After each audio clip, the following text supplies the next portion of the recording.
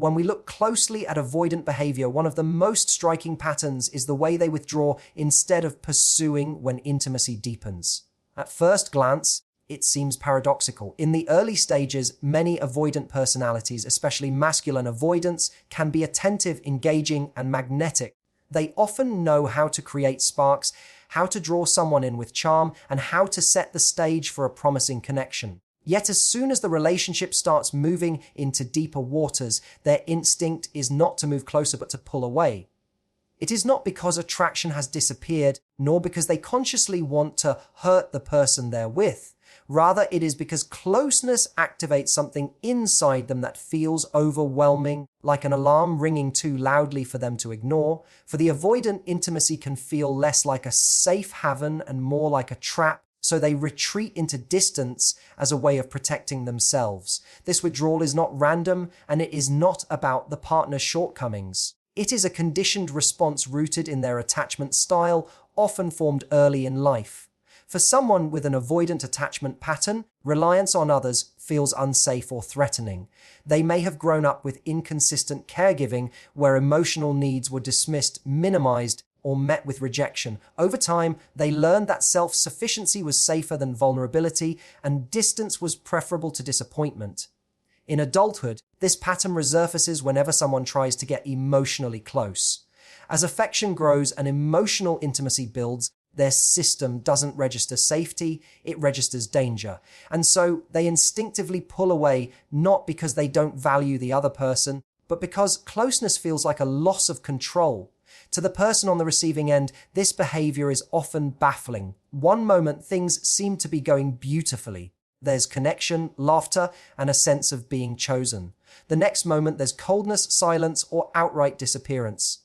Naturally, most people blame themselves. They ask, what did I do wrong? Did I push too hard? Was I too much?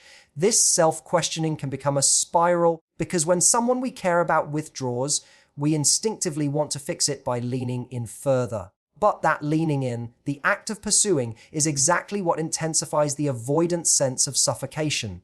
To them, closeness feels like pressure, and pursuit feels like a demand they cannot meet. The more they feel pursued, the stronger their urge to escape. It is important to recognize that this isn't about love being absent. An avoidant can care deeply, but care and comfort do not always translate into closeness and availability. Their protective reflex overrides their desire to stay connected. This is why relationships with avoidance can feel like a cycle of hot and cold, intimacy followed by distance, connection followed by withdrawal. And until the avoidant person becomes aware of their own pattern and works consciously to build tolerance for intimacy, the cycle repeats. Understanding this dynamic changes the way you respond. When you know that avoidants withdraw instead of pursuing, you stop taking their retreat as a reflection of your inadequacy. You see it for what it is, a defensive move rooted in their own discomfort. And more importantly, you realize that chasing them will not resolve the issue. It will only push them further away. The healthiest response is not to abandon yourself to hold on to them, but to step back and recognize what you deserve. Because a relationship built on repeated withdrawal is one where you are constantly questioning, constantly chasing, and constantly negotiating for closeness that should be freely given. By understanding that avoidants withdraw instead of pursuing, you free yourself from self-blame and open the door to healthier, more reciprocal connections. When someone pulls away from us, our first instinct is often to question ourselves. We replay conversations, examine our tone, and wonder whether we did something wrong to push them away. When a masculine avoidant disappears, it can feel deeply personal, as though their retreat is a judgment of our value. But the truth is far less about us and far more about them. Their disappearance is not a reflection of your worth, it is rooted in fear, a fear so ingrained that it dictates their behavior when closeness starts to feel overwhelming. Masculine avoidants are driven by an internal alarm system that activates when intimacy deepens. In the early stages of a relationship, they may feel safe, even energized by the excitement of connection. But as emotional closeness builds, so does their anxiety. Vulnerability begins to feel like exposure, and exposure feels like risk. For them, love is not simply about joy and companionship, it carries the weight of possible loss, rejection, or entrapment. When these fears surface, their instinct is to withdraw, to create distance that restores a sense of safety. That withdrawal is not about you failing to be enough. It is about them struggling to manage emotions they have never learned to handle. It's important to understand that avoidants are often carrying invisible wounds. Many grew up in environments where emotional needs were minimized or where closeness was inconsistent. They learned to survive by becoming self-reliant, teaching themselves that depending on others is dangerous. So when they begin to feel dependent in adulthood, when your presence starts to matter to them more than they expected, their survival system kicks in. To them, disappearing isn't cruelty, it's protection. It's a way of calming their fear, even though it leaves you bewildered and hurt. When you personalize their retreat, you hand over your self-worth to their unresolved fears. You start to believe that if you were smarter, prettier, kinder, or more patient, they would stay. But the truth is, no amount of worthiness on your part can undo someone else's attachment wounds. You can be the most loving and secure partner, and still, their fear will tell them it's safer to disappear. This is why it's so crucial not to internalize their behavior as evidence of your value. Their silence does not diminish your voice. Their absence does not erase your presence. Instead of chasing, step back and see their pattern for what it is. A reflection of their struggle with intimacy, not a verdict on your desirability. When you understand this, you reclaim your power. You stop begging for crumbs of attention and start demanding the consistency you deserve. You recognize that love should not be a battlefield where one partner disappears whenever emotions run deep. Love should be a space where both people feel safe enough to show up fully. The more you internalize the truth that their disappearance is about fear, not your worth, the less likely you are to chase them. And the less you chase, the more you preserve your dignity and peace of mind. You can choose to invest in someone who knows how to stay, someone who isn't afraid of closeness, someone who sees your worth without needing to vanish to feel safe. The avoidance fear may cause them to disappear, but your strength lies in knowing you were never the reason they ran. When someone encounters a masculine avoidant in the early stages of a relationship, the energy is often intoxicating. They may present themselves as confident, charming, even deeply attentive. They know how to make another person feel seen and chosen. And in those first moments, it seems as though the connection could be the start of something significant. But what follows is a cycle many people don't recognize until they are caught in it. Once the relationship reaches a point where vulnerability is required and the emotional stakes rise, the avoidant instinct begins to take over. The very closeness that should bring two people together instead triggers fear in the avoidant, and their response is not to move forward, but to retreat. This is where many people make the mistake of chasing, and in doing so, unknowingly feed the very dynamic that pushes the avoidant further away. Chasing comes from a natural place of wanting to restore the connection. When someone we care about suddenly pulls back, our first instinct is often to lean in. We send another text, we ask if something is wrong, we try to reassure them with affection, or even confront them about their sudden coldness. All of this seems logical. After all, relationships thrive on communication. But to an avoidant, these actions don't feel like attempts at clarity, they feel like pressure. The more they sense someone reaching for them, the more trapped they feel. Instead of seeing the effort as love, they interpret it as a threat to their independence. And so the cycle deepens, their withdrawal leads to more chasing, which leads to even greater withdrawal. The tragedy of this cycle is that the person chasing often ends up questioning their own worth. They wonder what they did wrong, why the other person lost interest, and what they can do to fix. The avoidance silence or disappearance feels like a verdict, as though love has to be earned back through persistence. This belief drives even more chasing, more texts, more calls, more attempts to prove value. Yet the harder they try, the more the avoidant vanishes. It's like trying to hold water in your hands. The tighter you grip, the faster it slips through your fingers. What began as a desire for closeness turns into an exhausting pursuit of someone who was never capable of being consistently present in the first place. What's important to understand is that chasing doesn't just fail to bring the avoidant closer. It reinforces their worldview. Avoidants often carry deep-seated fears of losing themselves in intimacy, and when someone chases, it confirms those fears. They tell themselves, This is exactly why I can't get too close. People will demand too much, they'll suffocate me. The chaser unknowingly plays into that narrative, and the avoidant uses it as justification for retreating even further. In that sense, chasing doesn't just prolong the cycle, it validates it. Breaking free requires a shift in perspective. Instead of pouring energy into someone who disappears at the first sign of closeness, it means stepping back and recognizing the pattern for what it is. It means seeing that their retreat has nothing to do with your value and everything to do with their fear. And perhaps most powerfully, it means refusing to chase. When you stop running after someone who disappears, you not only preserve your dignity, you send a clear message to yourself about what kind of love you are willing to accept. You deserve someone who stays, not someone you have to chase through shadows.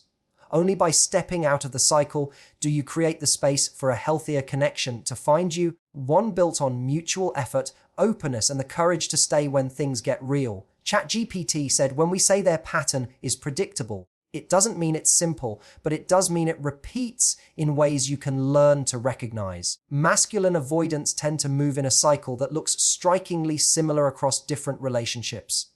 At the beginning, they often show up in a way that feels magnetic and alluring. They can be attentive, charming, and even intoxicating in the way they focus on you. This early stage is when they feel most in control because they're not yet being asked to give emotional depth. They enjoy the excitement, the chase, and the sense of closeness that doesn't demand real vulnerability. It feels safe because it's surface-level intimacy, not yet the kind that requires them to reveal fears or open their heart. But as soon as the relationship starts shifting into a deeper stage, when vulnerability is invited, their instincts often betray them. It's at this moment that the predictable part begins. They start to pull back. Calls come less frequently. Texts go unanswered. Plans get delayed or cancelled. What was once consistency becomes inconsistency, and the person who once seemed eager to see you suddenly feels hard to reach. This withdrawal doesn't happen by accident. It's part of a pattern rooted in their fear of engulfment or being trapped. For them, intimacy feels risky. They sense that if they allow themselves to be too close, they will lose their autonomy or be hurt. Their defense mechanism, therefore, is to retreat, and this retreat can be sudden, confusing, and painful for the person on the receiving end. What makes it so predictable is not only the retreat itself, but the way it plays out emotionally. The avoidant disappears just enough to keep the other person chasing. They create an imbalance where you start to doubt yourself, wondering if you said something wrong or came on too strong. You begin analyzing every word and action while they maintain their distance. This dance of withdrawal and self-doubt happens again and again, and because it's such a strong pattern, people who fall for avoidance often find themselves repeating the same emotional roller coaster across multiple relationships. It's not random, it's not mysterious, it's a cycle, and cycles can be anticipated. Another part of the predictability lies in how avoidants return. After disappearing, many of them reemerge when they feel the coast is clear, when they sense you've calmed down or stopped pressing them for closeness. They might send a casual message, make light conversation, or act as though nothing ever happened. To the person who cares about them, this can be disorienting because it reignites hope. But here's the thing, the reappearance rarely leads to lasting closeness. It usually resets the cycle, and once closeness builds again, the avoidant retreats all over. It's like a pendulum swing. Approach, withdraw, return, repeat. Once you see this clearly, you realize it isn't unique to you, it's the way they are conditioned to relate. Understanding the predictability of their pattern is powerful because it helps you detach from self-blame. Instead of asking, what did I do wrong? You begin to see, this is what they do when intimacy appears. That clarity saves you from wasting endless energy trying to decode their behavior. It also gives you the strength to decide whether you want to remain in a cycle that doesn't honor your need for security and consistency. Patterns reveal themselves so that we can make informed choices. And when you recognize that the pattern of an avoidant is not about you, but about their own fears, you can step out of the cycle altogether. That's when you reclaim your power. By no longer being surprised when they pull away, and no longer waiting for their return. You deserve consistency, not confusion. At the heart of every fulfilling relationship lies a simple truth. Love should bring clarity, not chaos. Yet so many people find themselves entangled with partners whose actions never quite match their words. One day, there's affection and attention, and the next, silence and distance. That push and pull may feel intoxicating at first, almost like a game of emotional hide and seek, but over time it wears you down. It makes you question yourself, your worth, and even your sanity. But here's the reality: you are not asking for too much. When you ask for consistency, you are asking for the bare minimum that respect and love require. Consistency means showing up in ways that align with the connection being built. It doesn't mean perfection, it doesn't mean someone never falters, but it does mean reliability. It means when someone says they care about you, their actions don't contradict it. It means when they express interest in your future, they don't vanish when the conversation turns serious. It means you don't have to decode mixed signals like you're solving a puzzle, because genuine care isn't confusing, it's straightforward, and you should not have to sacrifice your peace of mind to keep someone else comfortable. Confusion, on the other hand, thrives in uncertainty. It feeds on the half-effort gestures, the unanswered messages, the promises that go unfulfilled. It leaves you checking your phone at night, wondering if you did something wrong, when in reality it's not about you at all. Confusion keeps you stuck in a loop, thinking the next high of their attention will outweigh the lows of their withdrawal. But the truth is, no relationship built on confusion can ever offer the security you deserve. Security comes from trust, and trust comes from consistency. When someone truly values you, they don't keep you guessing. They don't create doubt about where you stand. They don't disappear in the moments that matter most. Instead, they provide steady reassurance through actions, not just words. They make it clear through their behavior that you are important, and they are committed to showing up. That's what consistency feels like. It removes the tension of wondering, and it allows you to focus on building something meaningful rather than repairing what keeps breaking. You owe it to yourself to stop normalizing confusion as passion. Drama is not intimacy. Uncertainty is not desire. And inconsistency is not love. You deserve the kind of partnership where you feel safe being vulnerable, where your feelings are respected, and where your presence is cherished rather than taken for granted. You deserve mornings without anxiety about whether they will call, and nights without questioning if they still care. You deserve to be with someone who doesn't vanish when things get real, but stays, listens, and works through the challenges with you. Choosing consistency over confusion is also about choosing yourself. It's about saying, I will not accept less than respect, I will not invest in someone who cannot match my effort, and I will not confuse chaos with chemistry. It's about stepping into your worth and recognizing that love is not proven by how much pain you can endure, but by how much peace someone brings into your life. The right person won't leave you uncertain. They will show up again and again, because that's what true care looks like. You deserve that kind of love, not confusion, not games, consistency. Always, your power lies in non-pursuit. That is the truth most people overlook when they feel someone slipping away. The instinct, when a person you care about begins to disappear, is to panic, to run after them, to prove you are worthy of their attention. But that instinct is born out of fear, not strength. Pursuit becomes a desperate attempt to hold on to someone who is already showing you that they are not ready or willing to show up fully. And every time you chase, you communicate that you are willing to settle for less than you deserve. What you fail to realize in those moments is that your silence, your stillness, your decision to not pursue carries more weight and more power than any words or actions you could use to pull them back. When you do not chase, you create space. That space is not emptiness, it is dignity. It sends a message that you are not dependent on another person's presence for your sense of worth. Avoidants run because they feel pressure, and chasing magnifies that pressure. But when you choose non-pursuit, you stop feeding the cycle. You allow them to confront their own behavior instead of giving them the convenient excuse that you are too much or too needy. Your calm detachment forces them to look in the mirror, because the dynamic is no longer about you running after them. It is about their choice to leave. Non-pursuit is not a game, it is a principle. It is not about punishing someone, nor is it about manipulation. It is about self-respect. If someone disappears when closeness builds, you have to ask yourself whether you want a life tethered to the instability of someone else's fear. Chasing them would be training yourself to live in uncertainty, to base your happiness on their comfort level with intimacy. Refusing to pursue means you hold the line on your standards. It means you are unwilling to lower yourself to begging, pleading, or proving your worth to someone who should have already seen it. And the truth is, when you step into the strength of non-pursuit, you start to attract something entirely different. People who thrive on avoidance are drawn to those who chase because it allows them to keep control. But when you stop chasing, you change the dynamic. They may either realize they must step up or they will vanish completely. Either way, you win because you are no longer locked in a cycle that diminishes you.